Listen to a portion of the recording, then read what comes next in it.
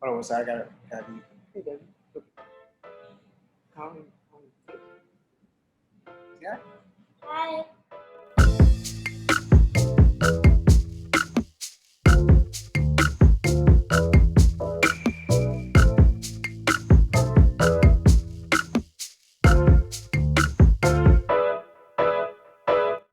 What's going on, everybody? It's your boy Chris from Canoe, and I'd like to thank you for joining us today on our very first episode of the Canoe Creative Spotlight, the web series where we'll be speaking to some of the world's most amazing creators from all over the place, some of which may be near you. And today we set the bar pretty high talking to my man, Geo The Rican, a songwriter, producer, engineer known for the Instagram short series The Engineer Etiquette and 1/3 of the New York-based 420 rap group The Joint Cheefs. Their new record, Chief Cake, is available right now on all streaming platforms. Be sure to check it out. My man, Geo The Rican. Thank you for talking to us today. Thank you, Chris, for having me, man. This is a dope platform that you got going on. I'm very proud of you for creating this, especially, you know what I'm saying, like meeting you. I remember, you know what I'm saying, I was at the studio, you were interning together. So it's definitely dope, you know what I'm saying, to see what, you know what I'm saying, where you at now with it. Absolutely, brother. Thank you so much for coming in today and talking to me. The people came, though, for you, not for me. They want to know about Geo The Rican, so today the spotlight is on you. Tell them about yourself. Well, yeah, man, I'm Geo The Rican. My producer tag is WEPA. I like to give it an acronym of writer, engineer, producer, artist. I do a lot with music. It's something that my life revolves around, and I'm very proud to say that I'm in this industry, that I work in this industry, that I've worked with the people that I've worked with. I started producing at 13 years old, 12, I'm 32 now. And I started taking things like real serious when I went to school for engineering. So like, I am a producer by heart, but I'm an engineer by trade. This is my 10th year of engineering, and it's been a hell of a journey so far. I can't wait, you know what I'm saying, for the next 10 years. I worked with a lot of dope people that I'm proud to say I worked with, like Ja Rule and like Uncle Murda, my song Last Project, you know what I'm saying, that he dropped, you know what I'm saying, especially what he's doing as an activist for the community and stuff like that. A lot of dope features that he, you know what I'm saying, that we worked on that's not even out yet, that I'm just excited and just proud to say that I've worked with those, you know what I'm saying, with those people. And it's been a crazy journey. Lately, within the past 3 years, I've ventured into the artist side at my heaviest with the Joint Cheefs. We're a 420 rap group from the Bronx. All we rap about is cannabis use and cannabis activism. You know what I'm saying? We give you know what I'm saying, hardcore hip hop and stuff like that. We're giving you rhymes, we're giving you schemes. It's not really too gimmicky. But it is kind of a way for us to kind of just talk about activism and just trying to break the stigma and kind of just break the taboo behind it. And that's what I've been doing for my whole career for the past, I think, 19 years now, of just trying to become engulfed within the music scene and just surround myself with creatives, you know what I'm saying? So coming from the Bronx and having that whole hunger, that passion, and that you got to go out and get it mentality was very there, just from the making beats and just always telling people you make beats and engineering and telling people, you know, yo, I book your session, I'll mix your shit. And it's dope, man. It's been a real dope journey so far. Absolutely. Yeah, man, you wear a lot of hats, bro. You do a lot of different things, and you're good at all of them. So it's really dope that you're able to find a way to include advocacy for something that you really care about into your music. You know, for right now, COVID obviously has taken a huge hit in the whole creative community, and it's affected people in different ways. How's it affected you and your workflow? I'm gonna say honestly, man, if I'm speaking candidly, it was actually the time that I needed to just stop, because I run a home studio in the Bronx. I freelance at another studio in the Lower East Side of Manhattan. So Monday through Friday, I'm at that Lower East Side spot from 7 p.m. till whenever. You know what I'm saying? Till whenever time at night. And then if I got a daytime session, I was at you know what I'm saying, I was at Blue Note Studio X. So that halt and that like stop, that forced stop, I think is what I needed to just appreciate my family more, love my wife more. Appreciate just the time off, appreciate that, yo, I don't always gotta go out and get it, you know what I'm saying? But of course that lasted like a month. And then after that month, everybody, I think they'd be lying to you if they didn't feel worthless, useless, like, yo, what am I doing? Even if he was collecting unemployment, even if he was working from home, you just like, yo, this can't be life. I can't just, you know what I'm saying? So, it made me just think of different upgrades that me and my partner Sonny could do to the studio, which we just finished doing. We just finished, really taking that. We really cracking the back at this whole home studio thing. From just like the multiple television monitors, multiple studio monitors, a booth in the closet, but a booth in the closet that has a window. I don't think every closet booth has a window. You know what I'm saying? And just the the meticulousness feels good when the outcome is so like pristine when you take the time to look into the gear. So COVID, we just took the time to look into these programs, look into the plugins. When's the best time to buy? When's the best time to attack? What we got, you know what I'm saying? Because Sonny Bruno is like the best partner I've had in terms of just financially, always being responsible about it, and just execution wise. And which I kind of just, I guess I said that to tie into what you're doing, like creatives near you, of like finding the people near you that's gonna help push you further. You know what I'm saying? I think there's people who know how to execute ideas, and there's people who know how to come up with ideas. Identify which one you are, and then get that second person.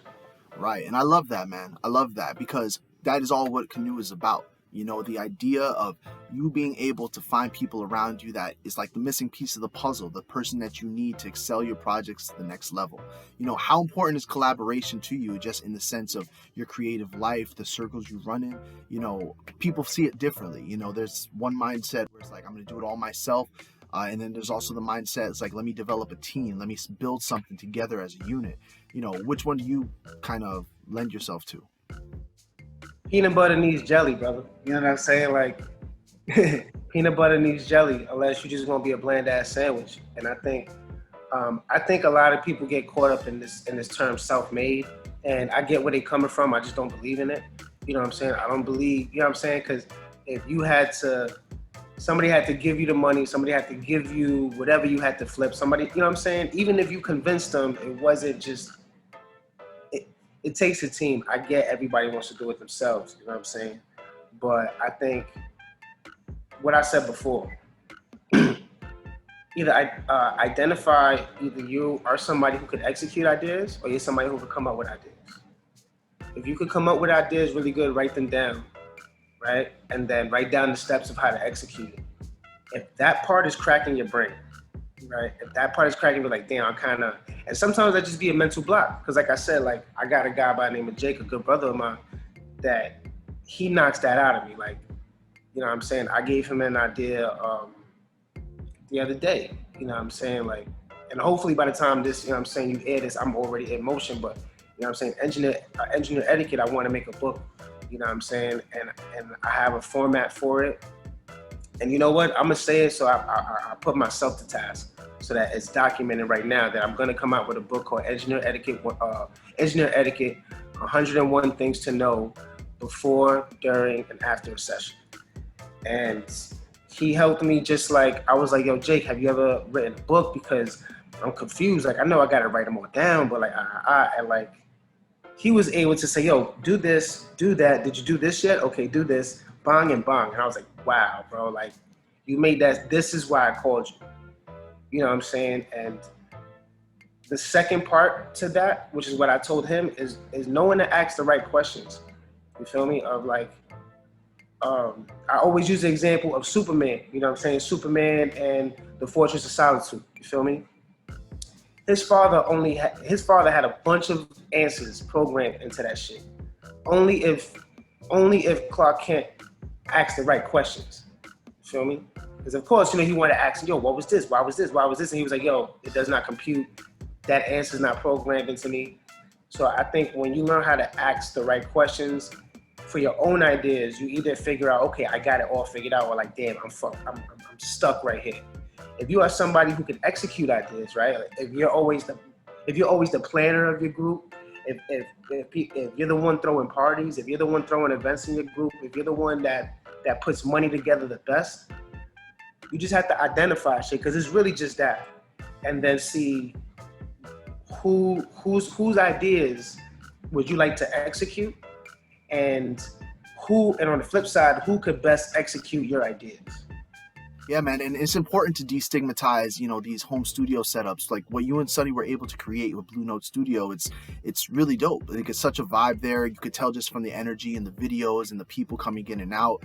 And for some reason, I feel there's still a level of uh, misunderstanding of just what is possible out of these smaller studios. Like, what would you say to the people that are, questioning whether or not they want to give your studio a chance, and what would you tell them? You can't tell me shit, you know what I'm saying, respectfully, you know what I'm saying? You can't tell me shit because I freelance at these other studios, and everything aside from expensive vintage outboard gear, I have the same interface. I have the Apollo Twin. I have the same Pro Tools. I got the same Waves Tune. I got the same Auto Tune. I got the same Waves plugins. I got what you got, bro. You probably got me beat on probably how loud your speakers could go. You probably have these far field monitors that I can't have, but I don't need. You feel me? Like, my home studio is comparable to any B or C room in any studio in Manhattan, any studio in the world. Because you can record, we can mix, we can edit. We got FL20 in there, which I'm so glad to jump back into the producer game with that. We're about to like just have a separate, like, I'll have a separate computer running. I'll have a separate PC running some other shit. You know what I'm saying? Just so that people can feel comfortable. Yes, it's in the hood, it's in the Bronx, whatever. But those be the best spots, the hole in the wall. Every best Mexican restaurant, every best Spanish food spot, every best Jamaican spot is like in the thick of the culture. You know what I'm saying? You can say the thick of the hood or whatever, but that's the culture, that's the environment. That's what's near you, my nigga. You know what I'm saying? Like, that is what it is. And I think that was important for me. That was very important for me, especially because at the time, you know what I'm saying, phase 1 closed down. I was in between spots. I really wasn't working at these professional studios. I met Sonny, tutored him on how to engineer for like 8 months, once a week for 8 months. And then he was like, yo, bro, let's just start something in my crib, you know what I'm saying? Make some extra money. And then I coined the term where home recording meets professional engineering.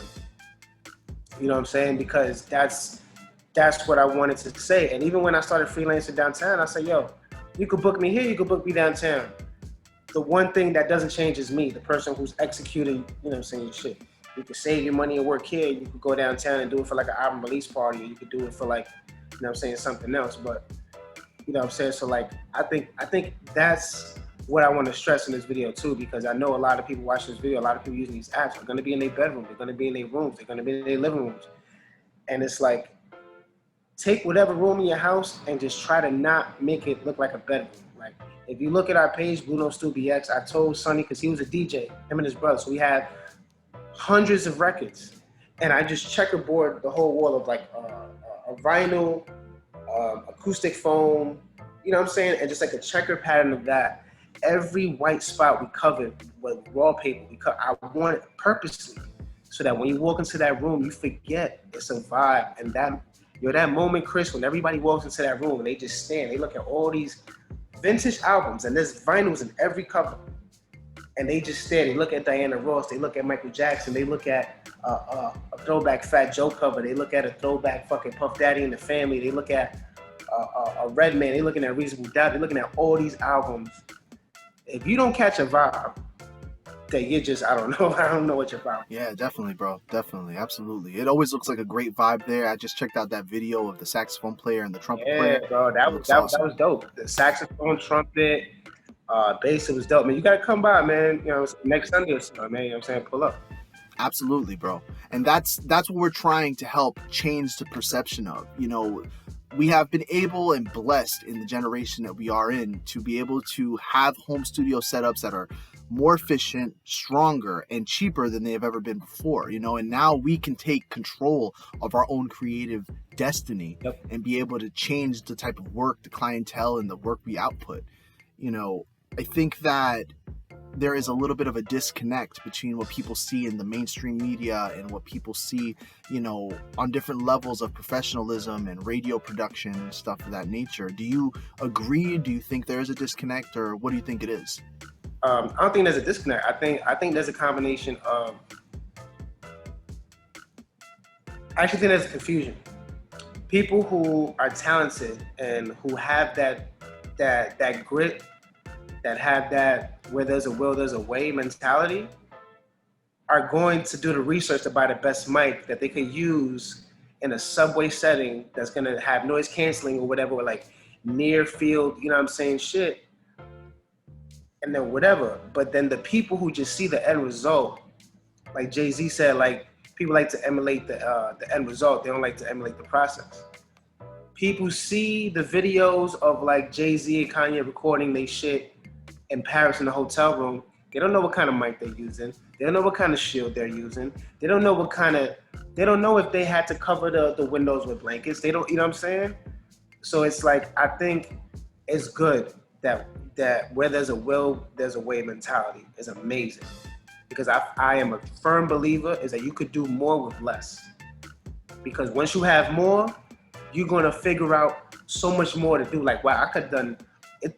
I had to fucking break, like, I remember when I used to sample, I used to have to use Cool Edit Pro, sample on Cool Edit Pro, and then bring it to like some other software to like speed it up or slow it down, and then to bring it up into Fruity Loops, you know what I'm saying? And like all that shit, and then you put me into a program now, all I gotta do is press a button. I'm like, I bet I'm even better now, I'm faster now, you know what I'm saying?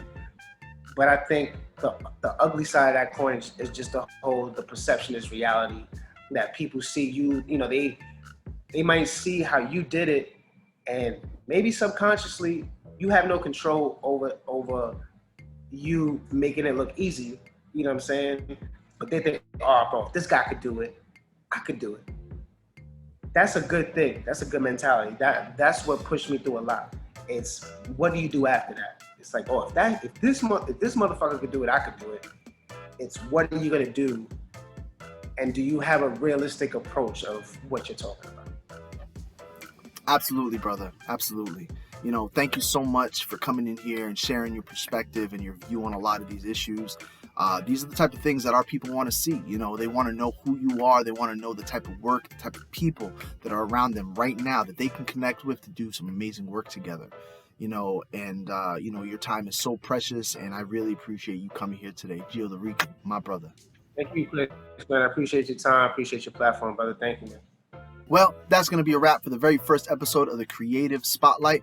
Be sure to download the Canoe Networking app if you haven't already by going to www.CreativesNearU.com, and be sure to follow Geo The Rican on there by doing a username search.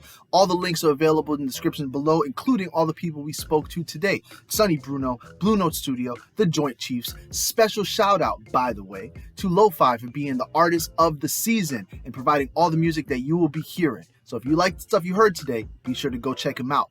Make sure to leave a like and comment down below and subscribe to the channel for all the content that we have planned coming your way. My name is Chris from Canoe, and be sure to always connect, collab, create.